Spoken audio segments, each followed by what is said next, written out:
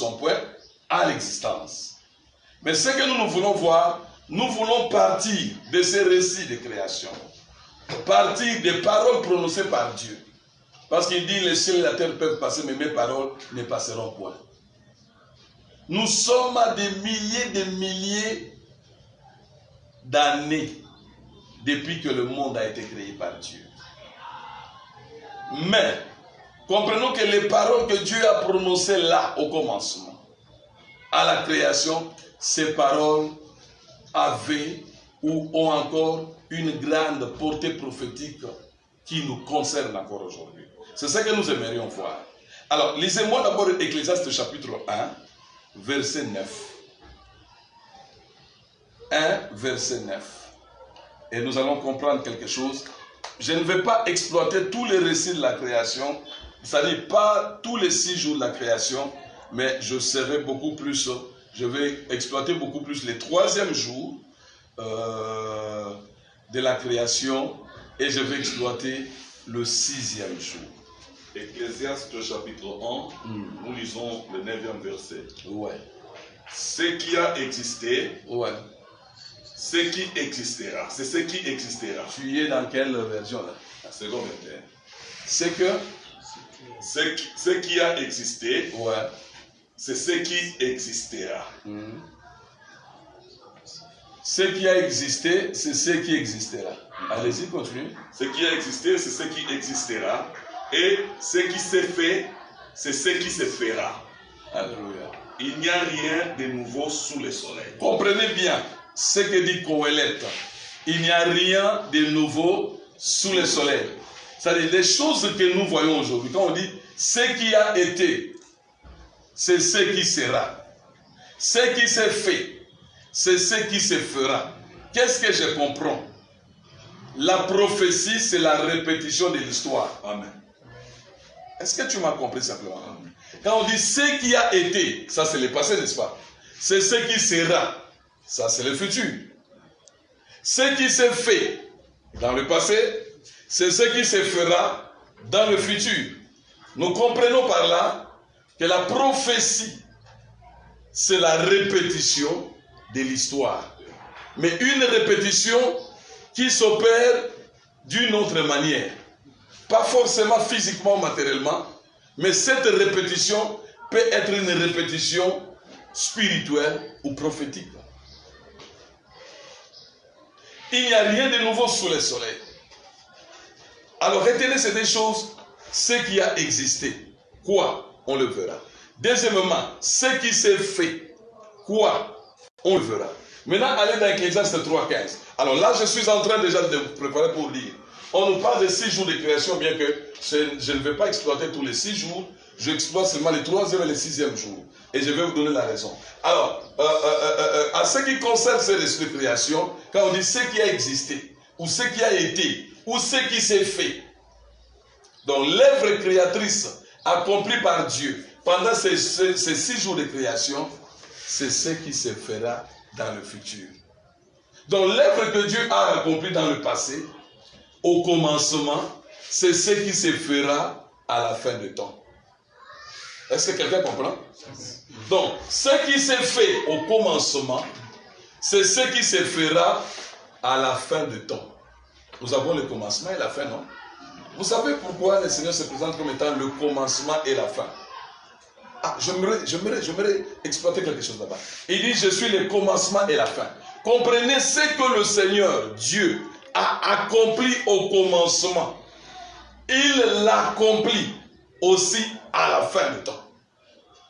Ce qu'il a accompli au commencement du temps, c'est ce qu'il est en train d'accomplir à la fin du temps. Il faut simplement avoir les yeux pour comprendre que Dieu est en train de reprendre l'œuvre qu'il a accomplie. Oui, lisez-nous le chapitre 3, verset 15 du livre d'Ecclésiaste. Ecclésiaste 3, le verset 15. Ce qui existe a déjà existé, tout comme ce qui existera. Et Dieu ramène ce qui est passé. Ce qui existe a déjà existé. Qu'est-ce que cela veut dire? Ce qui existe aujourd'hui, ce que nos yeux voient aujourd'hui, a déjà existé sous une autre forme dans le passé. Sommes-nous ensemble? Amen. Ce que nos yeux contemplent, admirent, voient aujourd'hui, ce sont des choses que d'autres yeux, dans le passé, avaient vues, mais sous une autre forme. Et ce qui est intéressant, ce verset est signé par une phrase. Dieu ramène ce qui est passé. Ah, ça j'aime. Donc Dieu ramène ce qui est passé. Alors moi je prends le passé de la création, du récit de la création. Dieu ramène ce qui s'est passé à la création en ce temps de la fin. Amen. Dieu ramène ce qui s'est passé au temps du commencement à ce temps de la fin. Parce qu'il est le commencement et la fin. Amen. Amen. Amen. Tuko pamoja? Amen. Toza elongo? Sommes-nous ensemble? Alléluia. C'est intéressant. Alors, commençons maintenant par le premier exode prophétique. Parce que là, il y a des choses que nous allons apprendre avec vous. Nous verrons ensemble des mouvements. Nous verrons les mouvements de la sortie. Nous verrons les mouvements du retour. Ah, il y a un retour. Oui, il y a un retour. Mais ici, peut-être, nous ne parlerons que du premier mouvement. Voyons que Dieu nous fasse grâce. Genèse chapitre 1, versets 9 à 13. Genèse chapitre 1, nous lisons. Si vous pouvez nous lire en Bible 8 secondes. Oui, je vais prendre les expressions qui sont là. Okay. Verset 9, nous lisons. Dieu dit... Retenez très bien, ça c'est le troisième jour. Attendez, ça c'est le troisième jour de la création. J'ai dit que je ne vais pas exploiter tous les 6 jours de la création, mais que j'exploite le troisième et le sixième jour. Pourquoi le troisième et le sixième jour? Vous devez savoir que ce sont des jours très très prophétiques et des jours, comment je dirais, très pratiques, opérationnels sur le plan spirituel et prophétique. Le troisième jour, c'est la fin d'un temps. Le sixième jour, c'est aussi la fin d'un autre temps. Le troisième jour, c'est la fin du temps où la lumière a éclairé la terre sans luminaire, sans soleil, sans étoile, sans lune. Dieu a dit le premier jour, il a dit simplement que la lumière soit. Et la lumière fut. Aujourd'hui, il y a eu un soir, il y a eu un matin. Mais quelle est cette lumière? Donc le troisième jour, c'était la fin d'un temps. La fin d'un temps, dans la fin d'une période qui était caractérisée par une lumière mystérieuse. Sommes-nous ensemble? Amen. Mais le sixième jour, c'est aussi la fin d'un autre temps. La fin d'une période caractérisée par une lumière qui procédait des luminaires. Vous savez que Dieu a créé les luminaires le 4e jour. Ça, c'était le début d'une nouvelle période. Est-ce que nous sommes ensemble? Amen. J'allais déjà commencer à vous parler de ces 2 grandes périodes qui vont du 1er au 3e jour et du 4e au 6e jour. Et toutes ces deux périodes, voudrais-je dire, sont donc célébrées ou consommées dans le 7e jour qui est le Shabbat. Le Shabbat de l'Éternel. Les jours du repos. Alors, je suis en train simplement de glaner le 3e et le 6e jour. Je vous permets de poser des questions si vous en avez. N'attendez pas que je finisse. Parce que nous risquons d'aller plus loin et de vous laisser quelque part déjà débarquer. Je ne veux pas que quelqu'un soit débarqué. Je veux que tous nous soyons embarqués dans ce voyage qui nous amène dans les eaux profondes, qui nous amène dans le délice, dans la richesse spirituelle. 3e et 6e jour. Alors, les textes que vous nous lisez de Genèse 1, 9 à 13, ça, c'est le 3e jour. Suivons la lecture. Nous lisons au nom de Jésus-Christ. Yeah. Dieu dit que les eaux qui sont au-dessous du ciel se rassemblent en un seul lieu et que les cercles paraissent. Oui. Et cela fut ainsi. Yeah. Dieu appela les cercles terre et il appela la main des eaux mer. Dieu vit que cela était bon.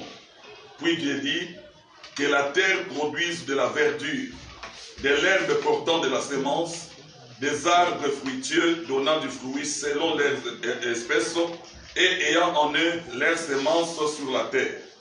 Et cela fut ainsi. La terre produisit de la verdure, de l'herbe portant de la semence selon son espèce, et des arbres donnant du fruit et ayant en eux leur semence selon leur espèce. Dieu vit que cela était bon. Ainsi il y eut un soir et il y eut un matin. Ce fut le 3e jour. Ah, il s'est passé un grand mystère le 3e jour. Vous savez, chaque parole de Dieu a un pouvoir créateur. Et là, Dieu a utilisé vraiment le pouvoir de la création à travers les paroles. Nous pouvons déjà ouvrir une parenthèse pour vous dire, par nos paroles, nous pouvons créer des choses. Amen. Par nos paroles, nous pouvons appeler les choses qui ne sont point à l'existence. Il faut simplement croire en Dieu et croire en soi-même. Lorsque tu fais une déclaration, lorsque tu sors une parole, parce que tu es aussi une divinité. Un fils de Dieu, c'est un Dieu. Le petit d'un lion, on l'appelle qui? Lionceau, n'est-ce pas? Mais on ne peut pas l'appeler girafe. Parce qu'il n'est pas de cette race-là. Tu es dans la race des lions, tu seras appelé lion. Est-ce que je me fais comprendre? Alors, si tu es fils de Dieu, tu es dans la race de Dieu. Parce que tu es dans la race de Dieu, tu peux aussi crier par les paroles. Tu peux changer des choses autour de toi. Je l'ai toujours dit et je le répète.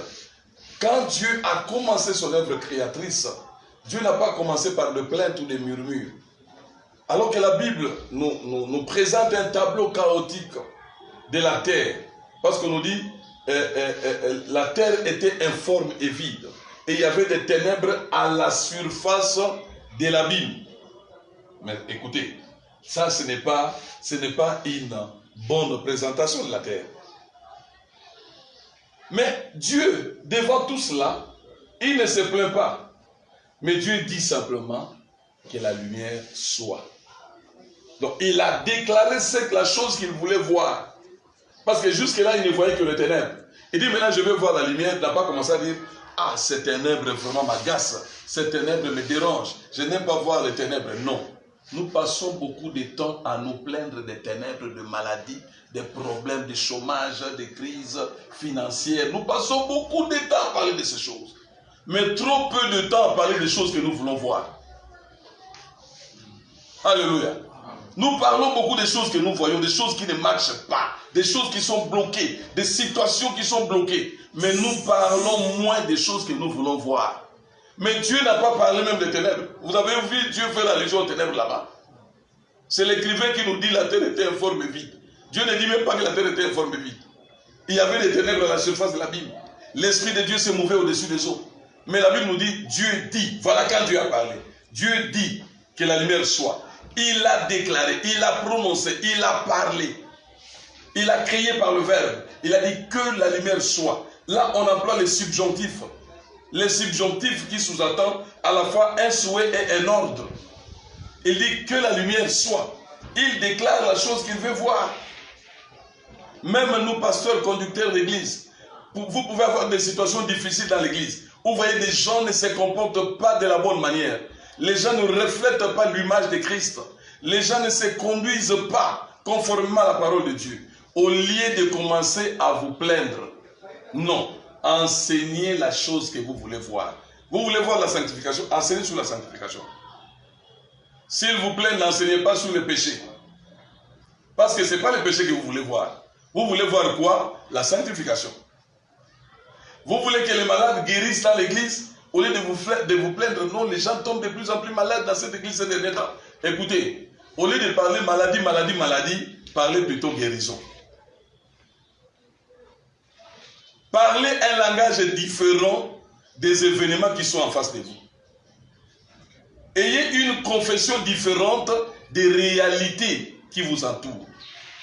Ayez un langage supérieur aux événements qui semblent vous submerger. Et il y avait des ténèbres, mais Dieu dit que la lumière soit. Et l'Écriture atteste, et la lumière fut. Donc la lumière a entendu la voix de Dieu, la lumière est venue. La lumière s'est établie. Et après on nous dit, Dieu vit que la lumière était bonne. Voilà maintenant la chose qui réjouissait Dieu. Cela veut dire que les ténèbres ne réjouissaient pas Dieu. Mais Dieu ne s'est pas plaint pour autant. Est-ce que nous sommes ensemble? Allons maintenant au troisième jour. La Bible nous dit, Dieu va s'adresser aux eaux qui étaient en dessous. Parce que Dieu, le deuxième jour, il a séparé les eaux, non? Il y a eu les eaux d'en haut et les eaux d'en bas. Dieu va s'adresser aux eaux d'en bas en disant que les eaux qui sont en bas fassent quoi? Se rassemblent en un seul lieu. Parce que le troisième jour de la création, Dieu a prononcé 3 paroles prophétiques. 1. Que les eaux se rassemblent en un seul lieu. 2. Que le sec paraisse. 3. Que la terre produise des végétaux. Mais où est Exode là-bas? C'est là que nous allons comprendre le premier Exode. 1. Il dit que les eaux se rassemblent en un seul lieu. Pas partout. Hein. Il y a un lieu de rassemblement des eaux. En un seul lieu. 2. Que le sec paraisse. Plus tard, il a appelé le sec quoi? Terre. Que le sec paraisse. 3. Dieu parle de la production de la terre. Voilà. 1, 2, 3. Mais qu'est-ce que je vais aller un peu rapidement pour dégager déjà la pensée de l'Exode. Le sec ici, la terre, c'était dans les eaux. Vous comprenez? C'était dans les eaux. Même l'apôtre Pierre vous confirme cela dans 2 Pierre chapitre 3. N'est-ce pas? Alors, c'était dans les eaux. Mais Dieu va ordonner un exode en disant que le sec paraisse. Autrement dit, que la terre paraisse. Lorsque Dieu parle de la parution de la terre, cela veut dire que la terre était engloutie, dominée par les eaux. Cette terre devait quitter les eaux. Devait quitter les eaux pour avoir son espace à elle. Est-ce que je me fais comprendre? C'était un mouvement, c'était une émigration. C'était un mouvement, la terre devait quitter là où elle était, dominée par les eaux, pour prendre son espace. Voilà le premier exode. La terre tirée des eaux. Est-ce que nous sommes ensemble? Est-ce que nous sommes ensemble? Je peux expliquer davantage la chose? Je peux expliquer davantage ici? Alors, Dieu dit que les eaux se rassemblent en un seul lieu. Prophétiquement parlant, lorsqu'on nous parle des eaux, vous pouvez nous lire rapidement Apocalypse 17, verset 15. Oui. Nous voulons identifier prophétiquement les eaux. Apocalypse chapitre 17, nous lisons le 15e verset au nom de Jésus-Christ. Amen. Et il me dit, les eaux que tu as vues, sur lesquelles la prostituée est assise, ce sont des peuples, des foules, des nations et des langues. Les eaux, ce sont les nations, ce sont le peuple, ce sont des langues, ce sont des foules. Est-ce que vous comprenez cela? Et quand Dieu dit que les eaux se rassemblent en un seul lieu, c'est comme si Dieu était en train de dire que les nations se regroupent, que les nations se mettent ensemble. Écoutez, il y a quelque chose d'intéressant. Mais ces nations ne se mettront pas ensemble partout. Il dit bien en un seul lieu. Amen. Laissez-moi exploiter cette première dimension de cette parole prophétique de Dieu. Plus tard, nous pourrons exploiter la deuxième dimension de cette parole prophétique. Alors, que les eaux se rassemblent. Les eaux se sont rassemblées où? Les nations se sont rassemblées où? Les peuples se sont rassemblés où? Pour que les secs, pour que la terre paraisse. Ici, nous sommes dans Genèse chapitre 11. Nous voyons l'histoire de la tour de Babel. C'est là que le peuple se sont rassemblés. Et n'oubliez pas que Babel, c'est la maternité des nations. C'est aussi la maternité des langues. Est-ce que je me fais comprendre? Oui. Babel. Alors, qui signifie simplement confusion. Donc les nations sont nées dans la confusion. Les langues sont nées dans la confusion. C'est pourquoi il n'est pas étonnant que les nations, la vie même des nations, la racine même des nations, c'est la confusion. C'est pourquoi dans Psaume 2, il est dit, pourquoi ce tumulte parmi les nations? Même aujourd'hui, par rapport à cette pandémie de Covid-12, il y a des tumultes. Pourquoi ce tumulte parmi les nations? Pourquoi ces vaines pensées parmi le peuple? Alors écoutez, il dit, ce qui m'intéresse, c'est que les eaux se rassemblent. Les gens se sont rassemblés pour construire une tour. Les lieux, c'est où le lieu où la tour était en train d'être construite. Est-ce que vous comprenez cela? Mais qu'est-ce que Dieu fait? Quand les eaux se rassemblent de cette manière-là, en un seul lieu, c'est alors que Dieu appelle la terre hors des eaux. Laissez-moi, parce que j'ai identifié les eaux, laissez-moi directement identifier aussi la terre qui est sortie des eaux, pour que nous comprenions avec exactitude les saintes pensées de Dieu. Parce qu'il est dit, l'homme ne vivra pas de pain seulement, mais il vivra de toute parole qui sortira des saintes lèvres de l'Éternel Yahweh. Alors, si les eaux, ce sont les nations, la terre, c'est qui? La terre peut être identifiée à qui? La terre, c'est l'image d'Israël. Cela veut dire, le premier exode, c'est l'exode d'Israël. Israël qui est sorti du milieu des nations. Mais comment Israël est sorti du milieu des nations? Tout est parti d'Abraham. Parce que juste dans Genèse 11, après la confusion de Babel, quand les nations se sont rassemblées en un seul lieu, ce lieu c'est Babel. Écoutez-moi très bien. Écoutez-moi très bien parce que plus loin, vous voyez quand nous avons fait la démarche ici, la démarche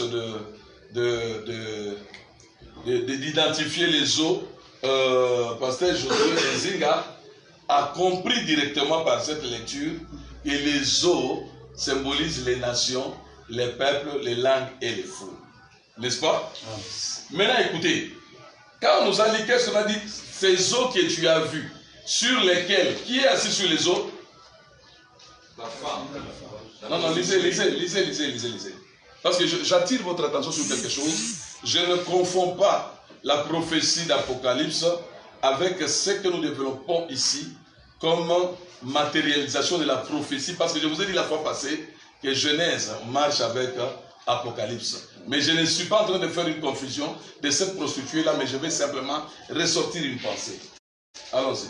Il me dit, les eaux que tu as vues sur lesquelles la prostituée est assise. Cette prostituée, comment on l'appelle? Babylone la grande. Écoutez, il y a Babylone politico-militaire. C'est la Babylone que nous connaissons de Daniel, n'est-ce pas? Là on parle de Babylone la grande. Mais il y a aussi Babylone politico-religieuse. C'est cette Babylone d'Apocalypse. J'ai un dépliant, je crois, je dois l'avoir à la maison. Vous pouvez le photocopier. Où je parle, je résume un peu la pensée de Dieu sur Babylone la grande. Est-ce que je me fais comprendre? Alors on dit que cette Babylone, cette femme prostituée Babylone, était assise sur les eaux.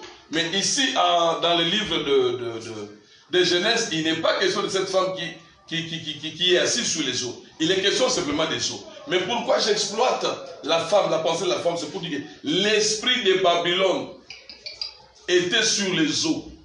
Et ces eaux auxquelles Dieu a donné l'ordre de se rassembler à un seul lieu, typifiaient les nations, les hommes, les peuples qui devaient se rassembler pour construire une tour qu'on a appelée Babel. Le nom Babel, c'est ce nom qui a donné plus tard Babylone. Est-ce que je me fais comprendre? Comprenez bien cette pensée de Dieu. Ce qui veut dire simplement la confusion. Alors, Dieu tire un peuple, quand il dit aux nations de se rassembler, maintenant il va tirer la terre. Il va appeler Abraham, parce que vous savez le récit de la tour, la construction de la tour, c'est intervenu dans Genèse 11. Directement, Genèse 12, nous voyons l'appel d'Abraham. Est-ce que nous sommes ensemble? Directement, nous voyons l'appel d'Abraham, lui qui est le père même de la nation d'Israël. Parce que Dieu dit, je ferai de toi une grande nation. Oh, j'étais en train de vous dire, Dieu a demandé à Abraham de quitter 3 choses, mais il lui a aussi promis 3 choses. Tu quittes un pays, je te donne un autre pays. Tu quittes ta patrie, moi je te donne une nation. Est-ce que je me fais comprendre? Tu quittes la maison de ton père, je fais de toi une source de bénédiction pour toutes les familles de la terre. C'est un Dieu de compensation. C'est un Dieu de dédommagement. Tu quittes quelque chose pour lui, mais il te donne autre chose plus meilleure que ce que tu as quitté. C'est pourquoi quand Pierre et les autres lui ont dit, nous avons tout abandonné, nous t'avons suivi. Quelle sera notre part? Le Seigneur n'a pas tâtonné, hein? Il n'a même pas bégayé pour donner la réponse. Il donne tout ce que il dit tout ce que vous avez quitté là. Vous allez le récupérer au centuple. Vous savez au centuple veut dire quoi? Fois 100. Si j'avais une bouteille, je récupère 100 bouteilles. Mais ça c'est intéressant, n'est-ce pas? Vous croyez à cette promesse? Amen. Théoriquement ou pratiquement? Pratiquement. Que Dieu vous bénisse. Amen. Alors, Israël est cette terre qui est sortie des eaux. Tu vas voir Dieu qui dit, je t'ai appelé du milieu des nations. Là, il s'adresse au peuple d'Israël. Donc, Israël est devenu une nation à part sur la terre. La nation, on peut parler de la nation. Quand l'Écriture parle surtout de la nation, il est question d'Israël. Lorsqu'on parle des nations plurielles, il est question des autres nations païennes. Est-ce que nous sommes ensemble? Il y a beaucoup de textes bibliques, vous les connaissez. L'apôtre Pierre dit dans 2 Pierre chapitre 3, effectivement, il y a une terre que Dieu avait tirée hors des eaux. Or ça, c'est ce récit-là de la création, c'était une image prophétique. Israël est sorti. Voilà le premier exode. Mais Israël, qui est une terre, était dans l'obligation de produire. Dieu a ordonné à la terre de produire 3 choses. De la verdure, de l'herbe portant la semence et des arbres fruitiers. Ce n'est pas le temps pour moi de parler de ces choses, mais laissez-moi aller rapidement avec notre enseignement. Est-ce que nous avons compris le premier exode? Dieu, dans son œuvre rédemptrice, Dieu, dans son plan du salut, il appelle un peuple. Il tire ce peuple hors des eaux. Ce peuple appelé Israël. Mais Dieu ne se limite pas au premier exode pour réaliser son dessein. Dieu va attaquer maintenant le plan, l'exécution du plan de la rédemption, voudrais-je dire, mais dans sa deuxième phase. Là, nous entrons maintenant dans deuxième exode. Genèse chapitre 1, verset 26. On peut nous faire la lecture et puis on nous prépare Genèse 2, verset 7. Genèse chapitre 1, verset 26, nous lisons. Puis Dieu dit, faisons l'homme à notre image, selon notre ressemblance, et qu'il domine sur les poissons de la mer, sur les oiseaux du ciel, sur les bétails, sur toute la terre, sur toute la terre, et sur tous les reptiles qui rampent sur la terre. Dieu créa l'homme à son image. Il le créa. J'ai dit seulement verset 26. Lisez maintenant chapitre 2, verset 7. Chapitre 2, verset 7. L'Éternel Dieu forma l'homme de la poussière de la terre. Il souffla dans ses narines un souffle de vie. Et l'homme devint un être vivant. Amen. Maintenant vient le temps du deuxième exode. Au 3e jour, Dieu a opéré ou a facilité l'opération du premier exode. Maintenant, au 6e jour, nous sommes au 6e jour. Qu'est-ce que Dieu fait? Dieu dit, faisons l'homme à notre image, selon notre ressemblance, et qu'il fasse quoi?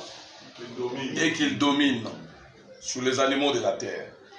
Au chapitre 2 de ce même livre de Genèse, au verset 7, il est dit, Dieu a fait quoi? Dieu a fait quoi? Chapitre 7. Non. C'est que tu viens de lire là, chapitre 2, verset 7. Oui, chapitre 2, verset 7, il est dit ceci. L'Éternel Dieu forma l'homme de la poussière de la terre. L'Éternel Dieu forma l'homme de la poussière de la terre. Qu'est-ce que cela veut dire? L'homme est tiré de quoi? De la poussière de la terre. L'homme est tiré de la poussière de la terre. La terre elle-même était tirée des eaux. Maintenant, nous assistons au deuxième exode, c'est l'exode de l'homme. Deuxième exode, c'est l'exode de l'homme. c'est l'exode de l'homme. L'homme qui est tiré de la poussière de la terre. Vous comprenez que là, Dieu n'a pas pris toute la terre pour créer l'homme. Mais Dieu a pris une portion de poussière et il a formé l'homme avec. Mais il a soufflé dans cet homme. Est-ce que nous sommes ensemble? Est-ce que nous marchons vraiment ensemble? J'aimerais que vous puissiez comprendre ces choses. Alors voyez ici. L'homme est tiré de la terre. Mais comment identifier cet homme qui est tiré d'Israël? Parce que la terre ici, nous avons dit, c'est Israël, n'est-ce pas? Cet homme, dans la première création, c'était qui? C'était Adam, n'est-ce pas? Dans la première création. Oui. C'était Adam, l'homme que Dieu a formé avec la poussière de la terre. Mais dans la seconde création, dans la portée prophétique, cet homme, c'est le dernier Adam, Jésus-Christ notre Seigneur. Est-ce que nous sommes ensemble? Sommes-nous vraiment ensemble? Alors écoutez, ici, premier exode, Dieu tire Israël du milieu des nations. Deuxième exode, Dieu tire Jésus-Christ d'Israël. Parce que vous savez que Jésus est né en Israël. Jésus c'était un juif. Il était de la tribu de Juda. La Bible nous dit il est né sous la loi. Il est né d'une femme vierge, du nom de Marie. Est-ce que vous comprenez cela? Voyez un peu la naissance miraculeuse du Seigneur. C'était juste pour qu'il ressemble au premier Adam. Le premier Adam, mes amis, n'avait pas de père, n'avait pas de mère. Le premier Adam n'avait pas d'ascendant, mais il a eu des descendants. Est-ce que je me fais comprendre? Il n'avait pas d'ascendant, mais il a eu des descendants. Voilà maintenant le dernier Adam qui est notre Seigneur Jésus-Christ qui vient. Il naît d'une femme vierge. Et sa mère a conçu par la vertu du Saint-Esprit. Ce n'est pas par le protocole biologique que le Seigneur a été conçu. Donc nous pouvons dire là, il était sans père. Or, en Israël, un homme qui n'a pas de père, c'est un homme aussi sa généalogie. Est-ce que vous comprenez cela? Vous n'avez pas d'ascendant, on ne sait pas d'où vous venez. Qui est votre père? Alléluia. Le Seigneur est merveilleux. Là, nous voyons le Seigneur Jésus-Christ. Là, c'est Dieu vraiment en chair.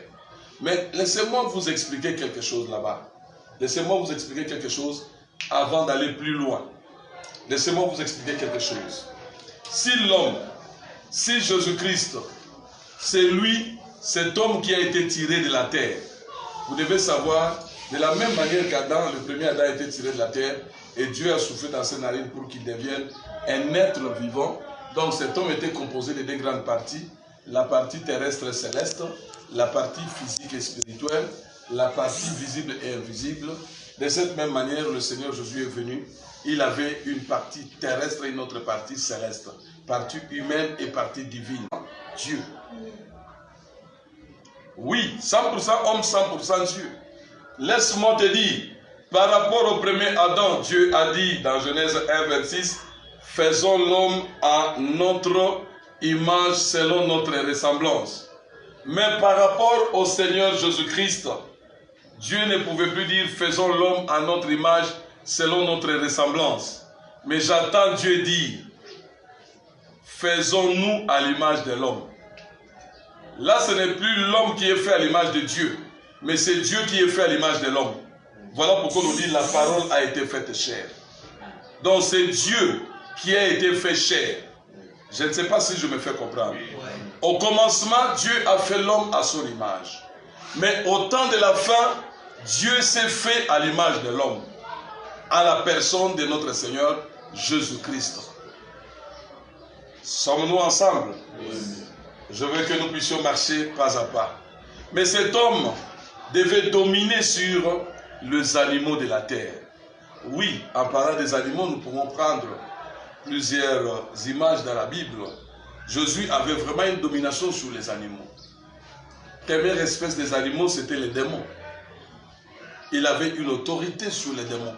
Pendant tout le temps de son ministère, terrestre. Aucun démon n'a pas pu résister au Seigneur. Mais les animaux, c'est aussi l'image des païens. 1 Corinthiens 2 nous parle d'un homme qui ne connaît pas Dieu comme un homme animal. Jésus avait une supériorité d'intelligence, il avait une supériorité de connaissances, il avait une supériorité dignitaire. Sur tout le plan, personne ne pouvait lui résister. Est-ce que je me fais comprendre jusque-là? Après le deuxième exode, vient maintenant le troisième exode. Troisième exode, l'homme est déjà créé. Maintenant, nous sommes dans Genèse 2, 18 à 24. Genèse chapitre 2, 18 à 24, nous lisons au nom de Jésus. Amen. L'Éternel Dieu dit, il n'est pas bon que l'homme soit seul. Je lui ferai une aide semblable à lui. L'Éternel Dieu forma de la terre. Il n'est pas bon que cet homme ici. Hein? C'était le premier Adam, n'est-ce pas? Maintenant ici, sur le plan prophétique, nous disons c'est le dernier Adam, c'est Jésus-Christ. Comment on peut comprendre ce texte? Il n'est pas bon. Comme on dit, il n'est pas bon que l'homme soit seul. Il n'est pas bon que le premier Adam soit seul. Là, nous pouvons dire, il n'est pas bon que le dernier Adam soit seul. Il n'est pas bon que Jésus-Christ soit seul. Allez-y. Je lui ferai une aide. L'Éternel Dieu forma. Je lui ferai une aide semblable à lui. Une aide semblable à lui. Mais comment Dieu va faire cette aide? Verset 23. 23. Et l'homme dit. Non. Que 21. Alors l'Éternel Dieu fit tomber un profond sommeil à l'homme. L'homme était endormi par Dieu. Qui s'endormit. Ouais. Il prit une de ses côtes et referma la chair à sa place. Ça, c'est intéressant. Alors, continuez. L'Éternel Dieu forma une femme de la côte qu'il avait prise de l'homme. Merci. Là, nous sommes en face du troisième exode. La terre a été tirée des eaux. L'image d'Israël. L'homme tiré d'Israël, donc Jésus-Christ, il est venu d'Israël. Maintenant ici, la femme a été tirée de l'homme. Est-ce que nous voyons cela? Nous comprenons le mystère de ces trois exodes. Maintenant ici, le troisième exode, c'est l'exode de la femme. La femme qui est sortie de la côte du premier Adam. Or, le dernier Adam devait aussi être endormi comme le premier Adam. Le dernier Adam, Jésus-Christ, a été endormi où? À la croix. Parce que le sommeil, c'est aussi l'image de la mort. Et c'est à la croix que Jésus-Christ est mort. Et on lui a percé non la côte comme le premier Adam, parce qu'il est dit aucun de ses os ne sera brisé, mais on lui a percé le côté, dans la partie gauche. Est-ce que je me fais comprendre? Comme nous avons appris la fois passée, il est dit que 1000 tombent à ton côté, 10 000 à ta droite, toi tu ne seras pas atteint. Le côté, c'est la partie gauche. Sommes-nous ensemble? Alors, la femme, donc, cette femme ici, qui est, la première femme, c'était qui? C'était Ève, n'est-ce pas? La première femme, c'était Ève. Maintenant, cette femme ici, prophétique, c'est l'Église qui est sortie du côté de Jésus-Christ. Donc, l'Église, c'est l'Église, c'est lui, c'est elle plutôt, qui a opéré, qui a expérimenté le troisième exode. Mais l'Église n'est pas formée avec une côte. L'Église a été formée avec le sang et l'eau qui sont sortis du côté du Seigneur. Le sang, comment? Nous avons été rachetés par le sang de Christ pour lui appartenir, n'est-ce pas? Il a fallu que le sang fasse son œuvre. Mais nous sommes aussi sanctifiés par l'eau de sa parole. Est-ce que nous sommes ensemble? Amen. Ok? Mais écoutez, le premier Adam, il a été endormi nu, n'est-ce pas? Là, on nous dit que l'homme et la femme étaient tous les deux nus, mais il n'en avait point honte. Ça, c'est le dernier verset du deuxième chapitre du livre de Genèse. Ok? Tous les deux étaient nus. Mais sauf qu'ils ne voyaient pas leur nudité avant le péché. Est-ce que je me fais comprendre? Alors, de même pour le dernier Adam, il a fallu qu'il soit dépouillé de ses vêtements, qu'il soit laissé nu. pour qu'il soit aussi endormi. Il a été endormi à la croix et c'est là que Dieu a retiré le sang et l'eau pour former la femme qui est l'Église. Est-ce que vous avez compris ces tableaux des 3 exodes prophétiques? Premier exode, je veux que tu me cites des noms. Donc, sur le plan historique, premier exode, c'est l'exode de qui? La terre. La terre qui symbolise Israël. Deuxième exode, c'est l'exode de qui? De l'homme tiré de la terre. Qui était cet homme? Le premier Adam. Qui était le type de Jésus-Christ, le dernier Adam. Troisième exode, c'est la femme qui est tirée de l'homme. N'est-ce pas? Qui était cette femme? Ève. Qui est l'image aujourd'hui de quoi? De qui? De l'Église. Donc nous avons devant nous les tableaux prophétiques des 3 exodes prophétiques. Nous avons Israël, nous avons Jésus-Christ, nous avons l'Église. Alors écoutez-moi, ces 3 personnalités jouent un très grand rôle dans le plan de la rédemption de Dieu.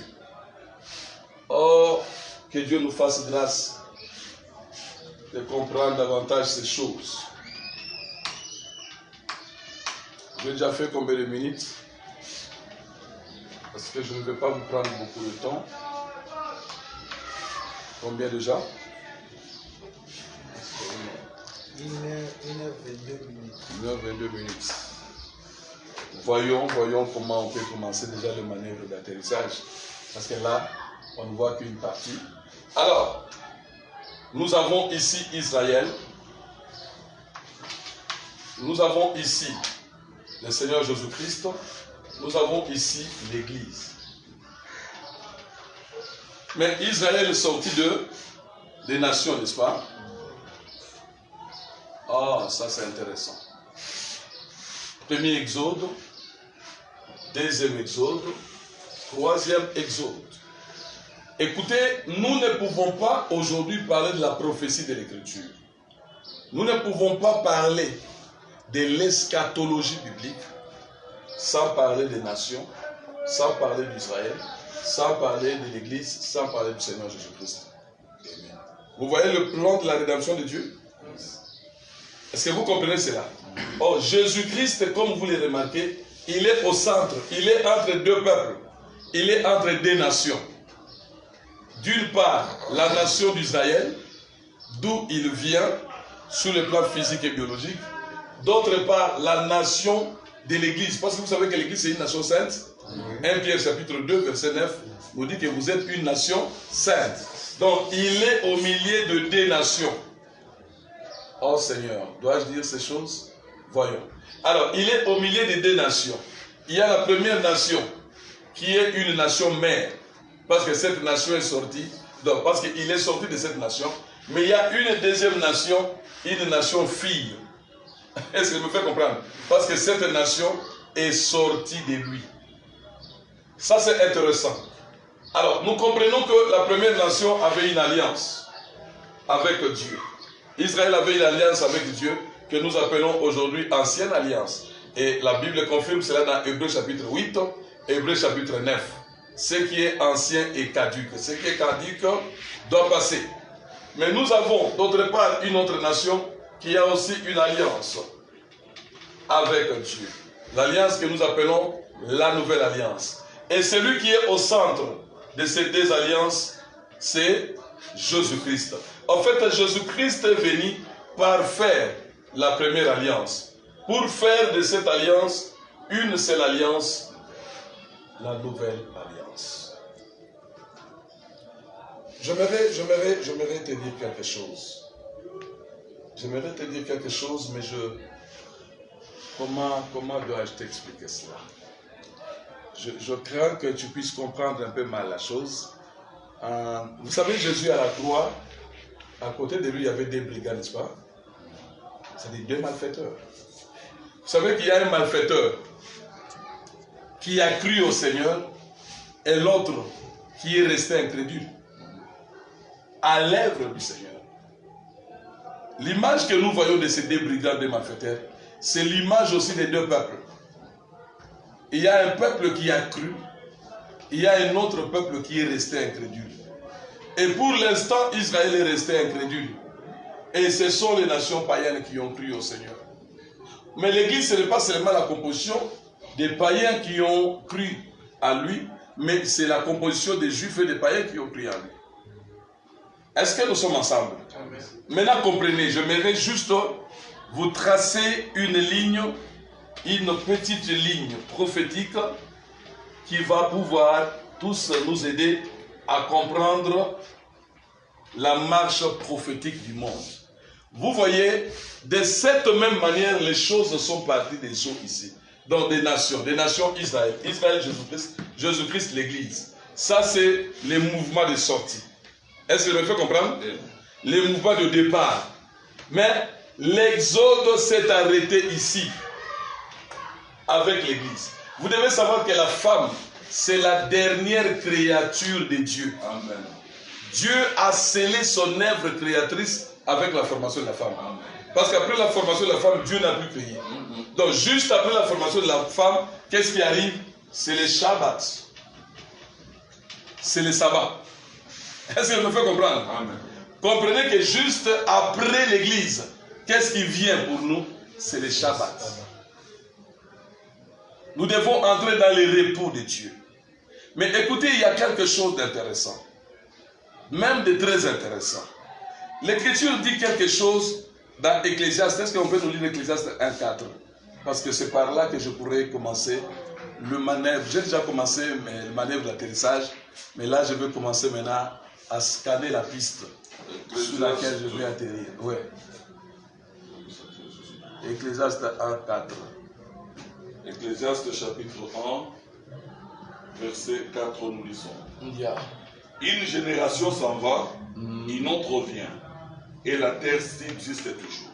Allez-y.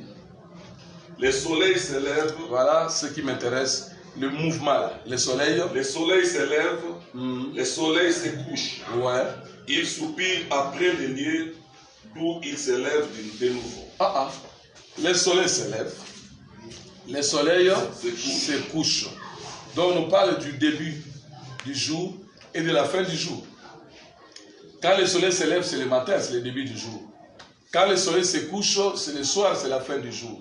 Mais après, on nous dit quoi? Ils soupirent après les lieux d'où ils s'élèvent de nouveau. Vous voyez ces circuits-là, ces mouvements-là, c'est ce que je vais vous dire ici. Ce que nous avons vu, c'est le premier mouvement prophétique qui va des nations jusqu'à l'Église. Mais lorsque nous rentrons, parce que Dieu a déjà accompli ses plans, jusqu'ici, l'Église est sur la terre, n'est-ce pas? L'Église est là. Donc, le plan ici n'est plus au niveau d'Israël, non plus au niveau de Jésus-Christ, mais au niveau de l'Église, l'Église est déjà là. Amen. Mais voilà maintenant là où les choses vont changer de visage. Nous sommes toujours dans Genèse 2, 18 à 24. Vous êtes arrêtés au verset 23. Au verset 22. 22.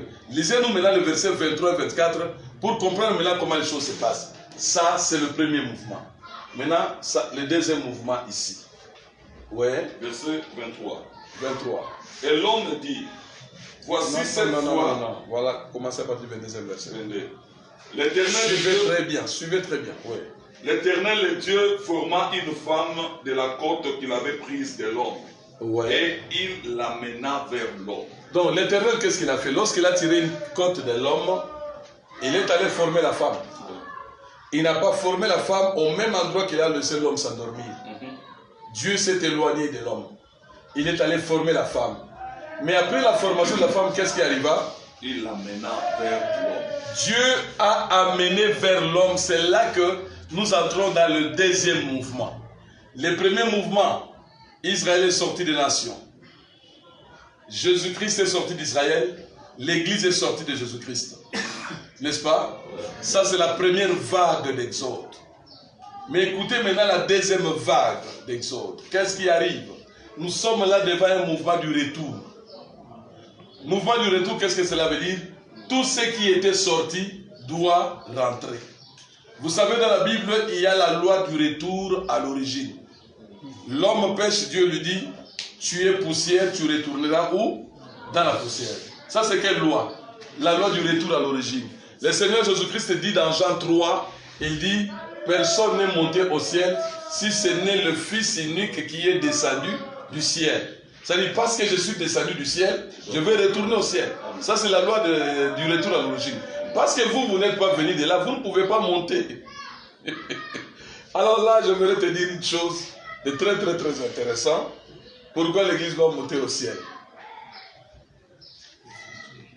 Parce que nous avons été créés en lui. Il a été percé, nous avons été créés en lui. Ephésiens 2:10 nous dit, nous sommes son ouvrage, ayant été créés en lui. Est-ce qu'elle me fait comprendre? En lui qui Christ, là, au ciel. Donc nous devons retourner d'où nous sommes venus. Alors, écoutez. L'Éternel Dieu fit quoi après avoir formé la femme? Il va amener la femme vers l'homme. Donc, la femme était déjà sortie de l'homme.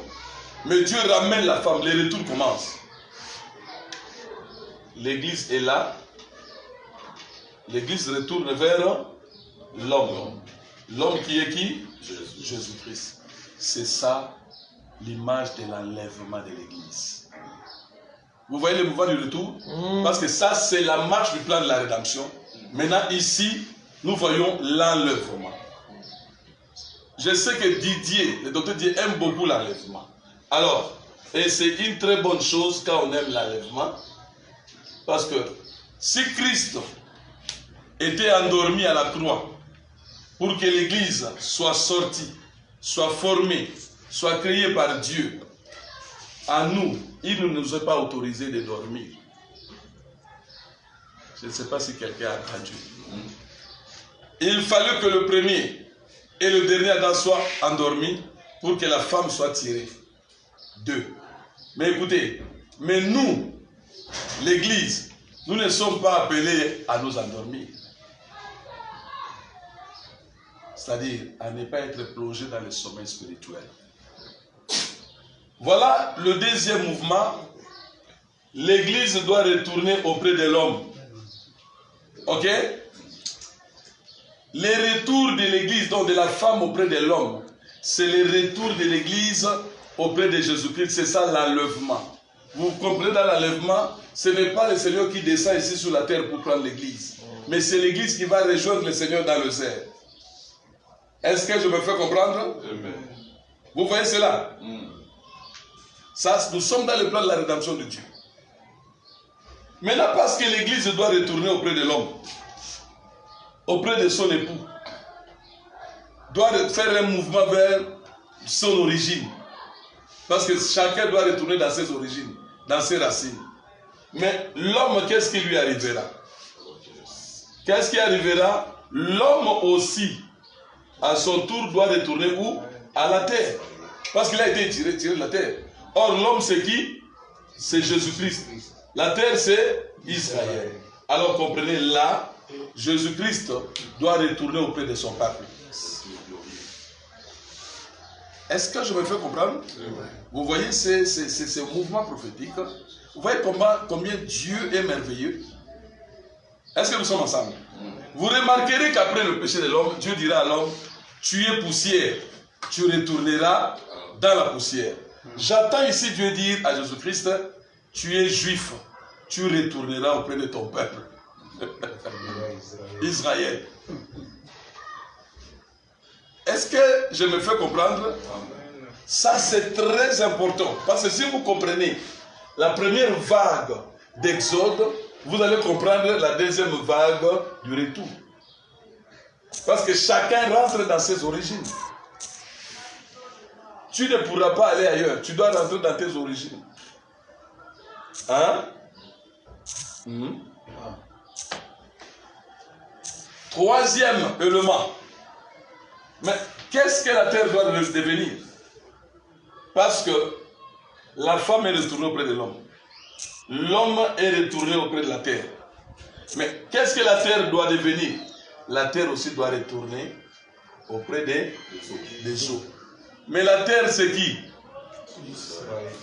Les autres, c'est qui? Les nations. Mais c'est là, comment on peut définir cela sur le plan prophétique? Le retour d'Israël auprès des nations. N'oubliez pas, je vous ai dit, ici nous sommes dans le plan de la rédemption de Dieu. Si Dieu avait établi Israël comme nation sainte sur la terre, c'était pour servir de lampadaire aux nations de la terre. Qu'est-ce que je veux dire? Servir de lumière, éclairer les nations païennes pour leur enseigner la connaissance du véritable Dieu. Parce que toutes les nations de la terre étaient polythéistes et adoraient des divinités étrangères. Amen. Les retours maintenant de la terre auprès des eaux d'Israël, auprès des nations. Ça, je vous laisse comme devoir. Je vous laisse comme devoir. Si tu réussis, je répète à moi, si tu réussis à ces devoirs, tu auras un cadeau. Tu me donnes même une référence biblique. Le cadeau, c'est un cadeau mystère. Vous le saurez quand vous allez donner la réponse. Si la bonne réponse n'est pas donnée, il n'y a pas de cadeau aussi. Est-ce que vous avez compris ici? Le mystère des 3 exodes prophétiques révélés. J'ai tout fait pour résumer cet enseignement. Mais jusque-là, je n'ai pas expliqué l'enlèvement, c'est quoi? Je n'ai pas expliqué les retours de Jésus-Christ auprès d'Israël, c'est comment? Je n'ai pas expliqué le retour de la terre ou bien d'Israël auprès des eaux. Comment? C'est ce qu'on va nous enseigner la semaine prochaine. N'est-ce pas? N'est-ce pas? Et Djeboité.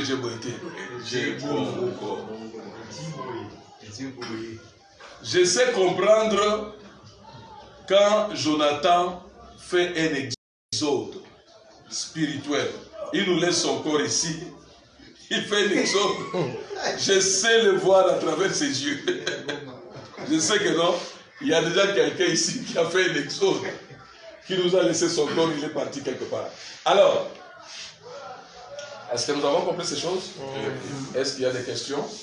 Parce qu'on pourra continuer prochainement juste pour mettre les choses à la perfection. J'ai voulu vous donner une idée générale aussi pour vous réveiller, pour que vous compreniez que toute écriture est réellement inspirée de Dieu. Ne jouez pas avec la Bible, ne jouez pas avec les Saintes Écritures, ne prenez pas un texte comme ça, vous commencez à crier avec ce texte sans comprendre le fond même de ce texte. Est-ce que je me fais comprendre là? Ça, il y a un livre que j'ai écrit. Vous voyez, j'étais en train de voir dans mon iPad. Il y a un livre que j'ai écrit, je veux juste ajouter des petits trucs là. Nous sommes au mois d'avril, vraiment que le Dieu du ciel me fasse grâce. J'ai 3 livres qui sont déjà presque prêts, mais qui attendent juste le dernier toilettage des textes pour les sortir. Et il y a les 3 exodes prophétiques révélés, donc ces choses, vous pourrez les lire et les comprendre davantage dans ces livres-là. Nous avons les 7 combats de Jacob. Oh, j'aime comment Jacob a combattu. Il a livré 7 combats. Mais parfois, nous, lorsque nous sommes encore au premier combat, nous nous fatiguons, nous commençons à nous lamenter.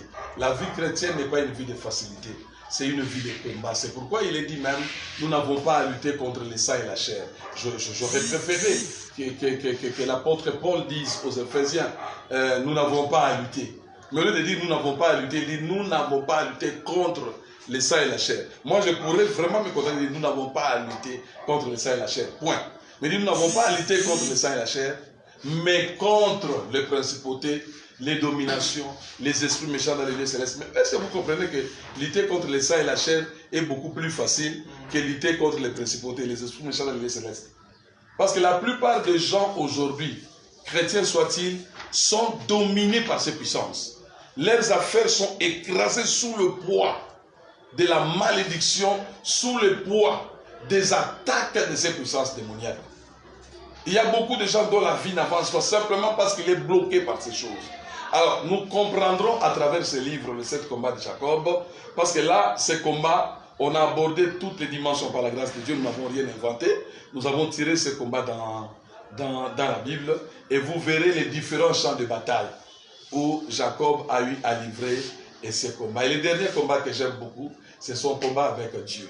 Et ça, c'est un combat très, très intéressant, qui inaugure d'ailleurs, comme nous le disons dans les livres, une nouvelle phase dans sa vie. Parce que ce combat lui a valu un nom. Donc, il quitte le nom de Jacob pour porter le nom d'Israël. Et une nouvelle dispensation dans sa vie a commencé avec ce nouveau nom. Ça, c'est très intéressant. Le troisième livre, c'est l'énigme de Samson. Vous savez, Samson, c'est un homme mystérieux dans la Bible. Non? Son histoire dans la Bible prend juste 4 chapitres. Juge 13, Juge 14, Juge 15, Juge 16. Mais les 4 chapitres-là contiennent des choses vraiment intéressantes, très enrichissantes. Je crois que ce livre-là n'aura pas moins de 200 pages. Nous avons expliqué beaucoup de choses là-dedans. Pour dire, beaucoup de gens connaissent Samson simplement sous l'identité d'un homme fort. On voit seulement Samson comme un homme fort, mais les gens ne savent pas que Samson, c'était aussi un homme sage. Parce que lorsqu'on parle de l'énigme, ça c'est le langage des sages. Même chez nous les Africains, vous savez, les sages, le vieillard parle en termes de proverbes, en termes des énigmes.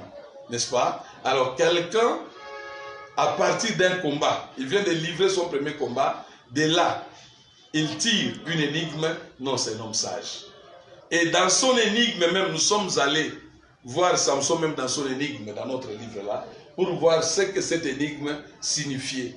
Et nous avons conclu dans ce livre que chacun de nous doit expérimenter l'énigme de Samson. Et le plus souvent, quand Dieu nous présente cette énigme, ce n'est pas une énigme simplement à prêcher, une énigme à parler, mais c'est une énigme à vivre. Et quand vous vivez cette énigme, carrément, vous verrez la force qui était sur Samson, cette même force sera sur vous. Et ça, c'est très intéressant. Et ce sont des livres qui ne vont pas coûter vraiment très cher, c'est simplement $10 par livre. $10 par livre, ce qui nous a freiné un peu pour l'impression, bien que je dis que nous sommes au dernier toilettage, mais ce qui a ralenti ce travail de la fin, c'est cette pandémie de Covid-19 où on a fermé toutes les imprimeries par-ci par-là. Nous attendons que la situation soit un peu dégagée par la grâce de Dieu. Ces livres sortiront. Et priez vraiment pour nous, soutenez-nous pour que ces livres sortent. Nous tenons vraiment non seulement à la sortie, mais aussi au vernissage de ces 3 livres par la grâce de Dieu. Alors, je vous ai donné l'essentiel, mais je vous dois une chose, l'explication du dernier mouvement de la terre vers les eaux, n'est-ce pas? D'Israël vers les nations. Mais ce que je vous dois, vous me le devez aussi, parce que je vous laisse ça comme un devoir. Alors, si vous n'arrivez pas à me répondre, comme je vous avais promis un cadeau, et que moi je réponds à cette question, c'est vous qui allez me donner des cadeaux. C'est vous qui allez me donner des cadeaux. Vous comprenez? C'est l'énigme de Samson. Oui, ça c'est l'énigme. Parce que moi je m'appelle Samson, apôtre Samson. Mais ce n'est pas le Samson de la Bible. Vous savez que Samson, en hébreu, c'est Shimshon. Shimshon. En Chiluba aussi, c'est Shimshon. Et même il y a une autre langue ici, Bantou, où on parle toujours de Shimshon. Cela veut dire petit soleil. Donc là où il y a Shimshon, il y a les jours. Parce que le soleil amène toujours les jours. Alors, je vous laisse aussi mon énigme à moi. La terre qui doit retourner dans les eaux. Donc Israël qui doit retourner au milieu des nations. Que Dieu vous bénisse abondamment. Amen.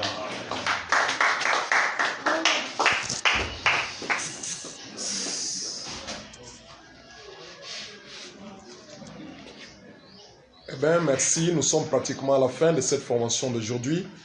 Nous étions là pendant 1h30 avec l'homme de Dieu, l'apôtre Samson. Et nous sommes en train de poursuivre cette formation à Kinshasa pendant cette période difficile, la période de confinement. Mais nous sommes en train de tailler, nous sommes en train d'aiguiser encore nos ministères. Et nous ne voulions pas le faire seuls. Voilà pourquoi nous sommes en train de partager cette connaissance. C'est la seule chose que nous pouvons facilement partager à travers les ondes. Merci beaucoup. Nous avons encore un grand rendez-vous pour la semaine prochaine. Le lundi, nous serons là.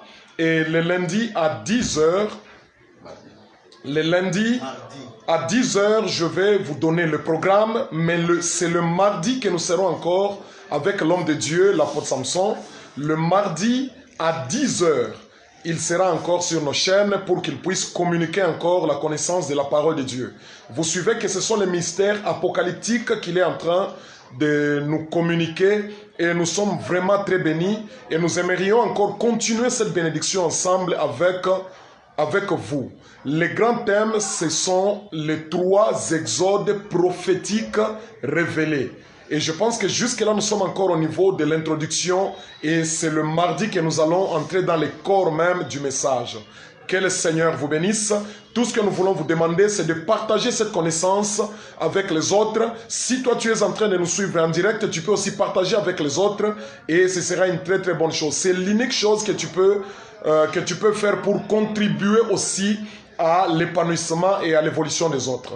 Que le Seigneur nous bénisse au nom de Jésus-Christ. Amen.